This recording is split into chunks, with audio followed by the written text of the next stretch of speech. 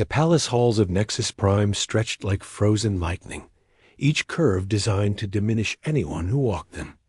Naia Voss kept her eyes fixed on the obsidian floor, counting her steps to calm her racing heart.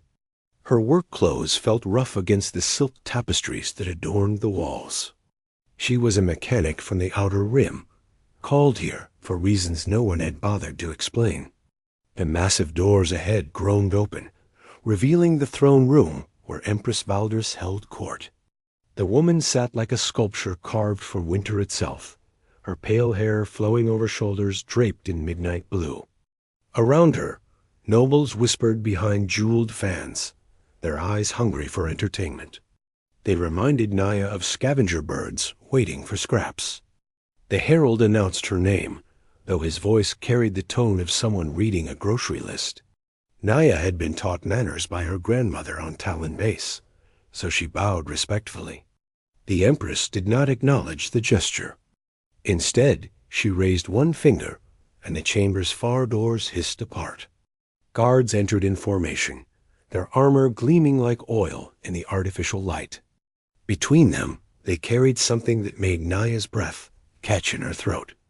It was a containment cradle, its metal frame scorched and dented. Inside lay a dragon. Naia had seen dragons in holovids and museums, but never one like this. The creature was silver, a rare coloring that legends claimed brought good fortune. But this dragon looked like fortune had abandoned her long ago. Her scales, which should have shone like moonlight on water, were dull and scarred. One wing hung at an unnatural angle, while the other bore the twisted marks of surgery gone wrong. Fresh bandages wrapped around her midsection, already stained with blood that wouldn't stop flowing. The dragon's breathing came in shallow gasps, each one a struggle. Her eyes, large and the color of storm clouds, stared at nothing. She had given up hope so completely that she no longer bothered to look at the world around her. Empress Valdris rose from her throne with the fluid grace of a predator. Her voice, when she spoke, carried across the chamber like ice, cracking on a winter lake. "Ketra," she said, making the name sound like a dismissal. "Once the pride of my aerial guard. Now look at her." The nobles tittered among themselves. One whispered loudly enough to be heard about putting the creature out its misery. Another suggested turning her into a decorative fountain.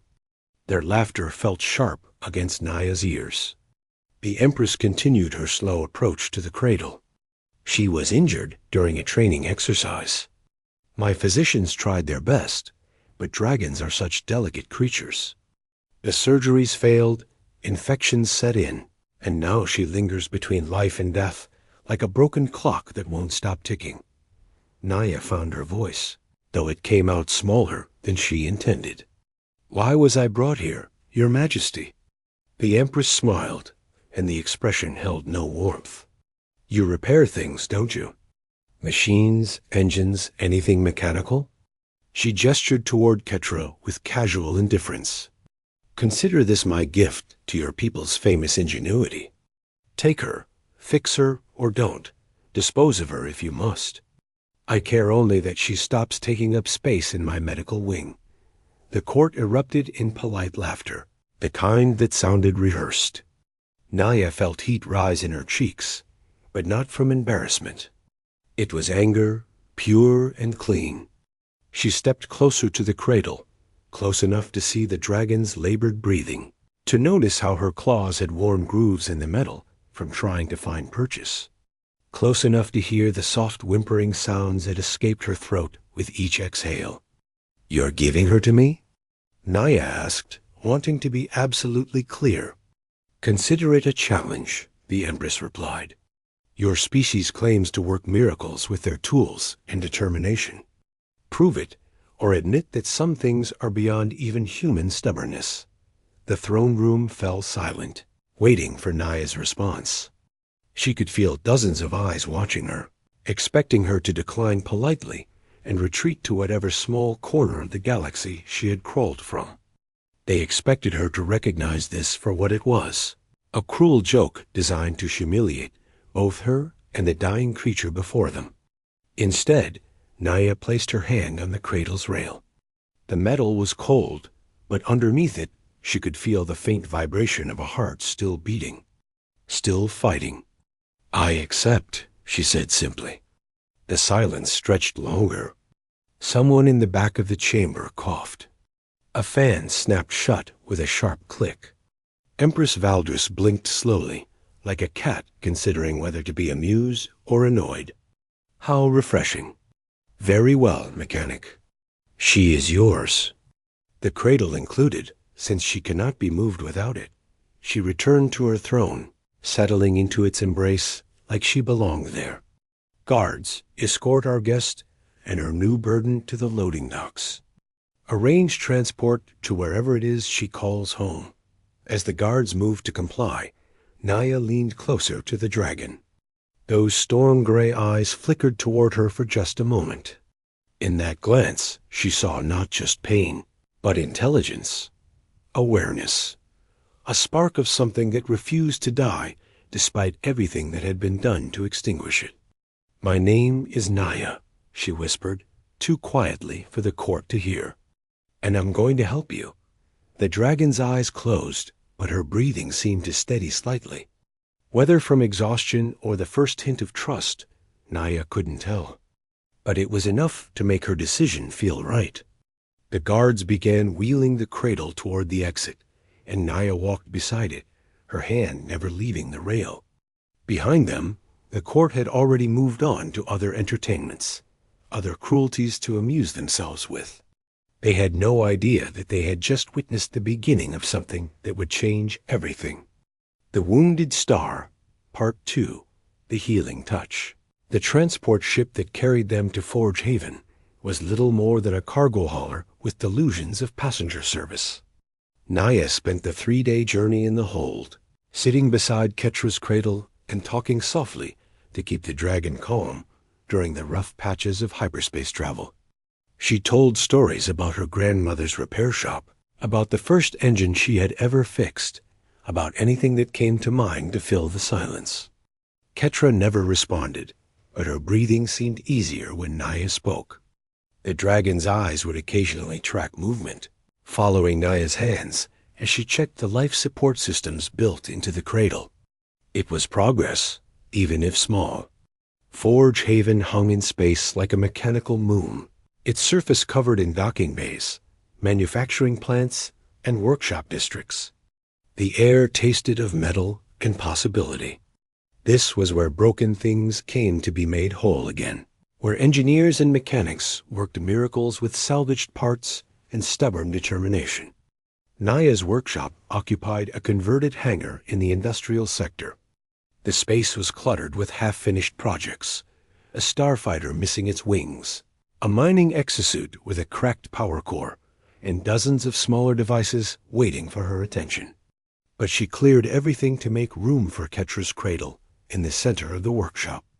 Jorik Thorn arrived within an hour of her message, his tool belt jangling as he hurried through the door. He was younger than Naia, with grease permanently embedded under his fingernails and an expression of perpetual curiosity. He had been her assistant for 2 years, and she trusted him with her most challenging projects. He stopped dead when he saw the dragon. "Naia," he said slowly, "please tell me you didn't steal this from the Imperial menagerie." "The Empress gave her to me," Naia replied, running a diagnostic scanner over Ketra's injured wing. "Consider it a challenge." Jorik whistled low. "A challenge or a death sentence?" The scanner beeped, displaying readouts that made Naia's heart sink. Internal injuries, damaged organs, infections in multiple systems. The previous surgeries had been performed with more ambition than skill, leaving behind scar tissue that hindered natural healing. "Maybe both," she admitted. "But look at her, Jorik. Really look." The dragon lay still, her silver scales catching the workshop's bright lights. Despite her injuries, despite the pain that must be constant, there was something regal about her posture. Her head remained held high, even in weakness. Her eyes, when they opened, held intelligence and dignity that no amount of suffering had been able to break. "She's beautiful," Jorek said quietly. She's dying, Naia corrected. But not if I can help it. They worked through the night, setting up monitoring equipment around the cradle and creating a sterile field to prevent further infection. Naia had treated injured animals before, mostly the work beasts used in mining operations, but never anything as complex as a dragon. She had to adapt techniques meant for machinery to work with living tissue, finding ways to support damaged organs while they healed. The hardest part was gaining Ketra's trust. Dragons were proud creatures, and this one had been betrayed by those who should have protected her. Every time Naia approached with a medical instrument, Ketra would tense, expecting more pain. It took patience and gentle persistence to convince her that this touch would be different. "Easy, girl," Naia murmured as she cleaned infected wounds on the dragon's side. "I know it hurts, but this will help. I promise." Ketra's eyes fixed on her face, searching for something. Truth, maybe, or simple kindness. Whatever she found there must have satisfied her, because she gradually began to relax under Naia's ministrations. The first real breakthrough came on the 4th day. Naia had been working on the damaged wing, carefully removing scar tissue that prevented proper movement. It was delicate work, requiring her to use tools designed for the smallest mechanical components. Her hands cramped from the precision required, but she didn't stop. Ketra suddenly lifted her head and made a sound Naia had never heard before. Not the pained whimpering she had grown accustomed to, but something closer to a purr. A sound of contentment. "She's thanking you," Jorek said from across the workshop. Naia paused in her work, meeting Ketra's gaze. The dragon's eyes were clearer now, more focused. The spark of intelligence burned brighter, and with it, something that might have been hope. "You're going to be okay," Naia told her. "It's going to take time, and it's going to hurt sometimes, but you're going to fly again. I promise you that." Ketra's response was to gently press her snout against Naia's shoulder. The gesture was so careful, so trusting, that Naia felt tears prick at her eyes. This magnificent creature, who had been discarded like broken equipment, was choosing to believe in her. Over the following weeks, the workshop became a sanctuary. Word spread through the district about the mechanic healing a dragon, and people began stopping by to watch through the windows. Children pressed their faces to the glass, wide-eyed with wonder. Even hardened miners and engineers found excuses to visit, drawn by curiosity and something deeper. Ketra's recovery was slow, but steady. Her appetite returned first, then her strength. The infections cleared, and damaged tissue began to regenerate. Most remarkably, her spirit seemed to mend alongside her body. She began responding to her name, turning toward Naia's voice when she entered the workshop each morning. The day Ketra first stood without assistance, a small crowd had gathered outside.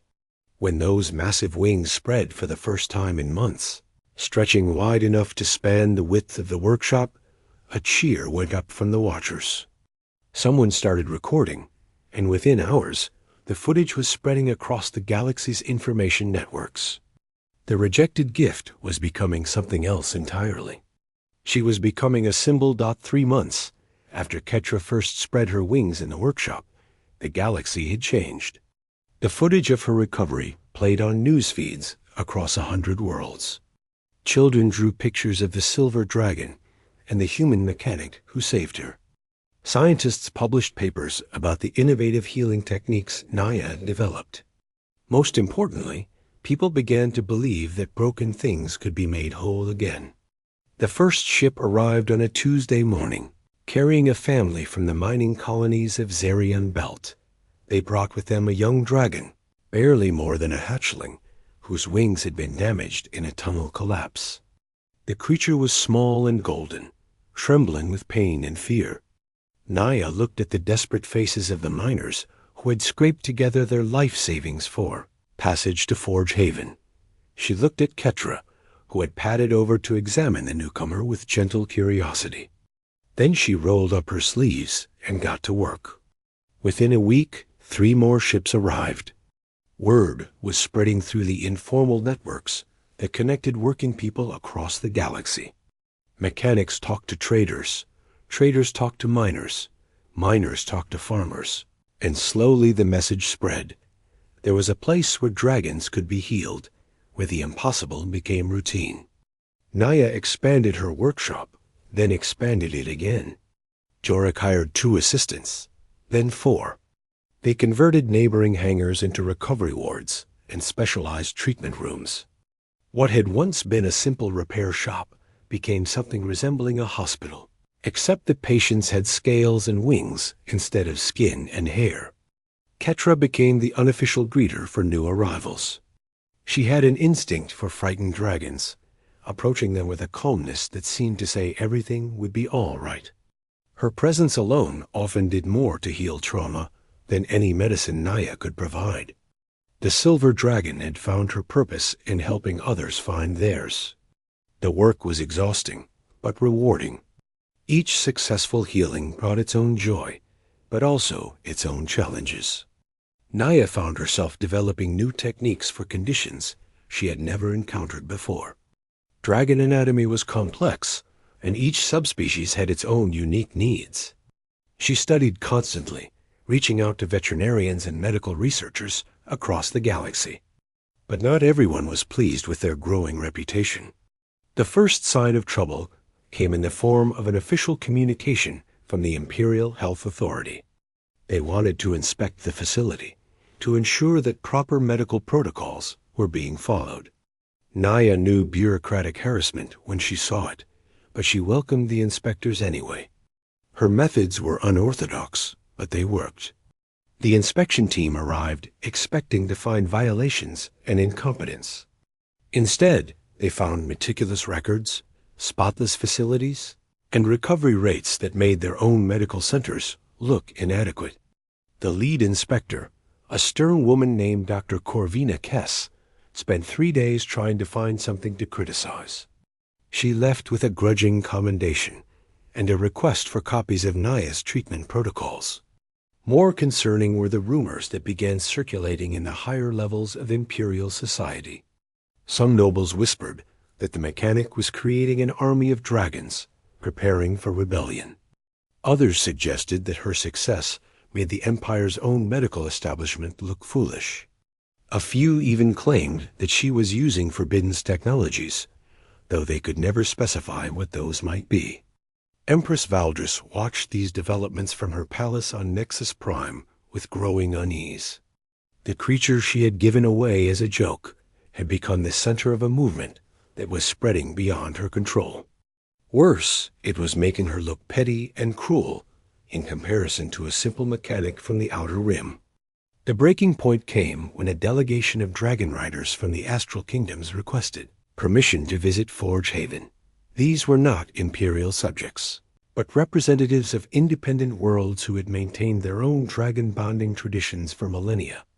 They wanted to learn Naia's techniques to bring them back to their own healers. The Empress summoned her advisors and made a decision that would echo through history.